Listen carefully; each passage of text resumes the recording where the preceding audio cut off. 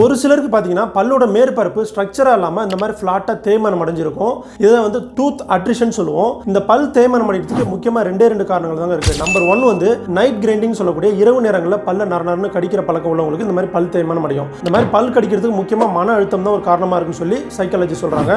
Number 2 வந்து பல் தேய்மானம் அடைகிறதுக்கு என்னன்னு பார்த்தீங்கன்னா சிட்ரிக் ஆசிட் போன்ற அதிகமான எலுமிச்சை பழம், திராட்சை பழம் இது போல உணவுகளை அதிகமாக விரும்பி சாப்பிட்றவங்களுக்கும் அந்த ஆசிடோட பாதிப்புனால உங்களோட பல் வந்து தேய்மானம் அடைஞ்சு இந்த மாதிரி ஃப்ளாட் ஆகிறதுக்கு வாய்ப்பு இருக்குது. ஸோ இது போல பல் வந்து ஃப்ளாட் ஆகி தேய்மானம் அடைகிறதுனால பல் கூச்சம் வரும், பல் எல்லோஷா மாறும். இதை நம்ம தவிர்க்கணும் அப்படின்னாக்க இந்த நைட் கார்டுன்னு சொல்லக்கூடிய இந்த மாதிரி ஒரு சின்ன ஒரு குஷன் மாதிரியான மெட்டீரியல் இரவு நேரங்களில் பல்லில் போட்டுட்டு அப்படியே தூங்கிட வேண்டியதான். அதுக்கு பிறகு நீங்கள் பல் கடிச்சாலும் பல் தேய்மானம் கண்டிப்பாக இருக்காது.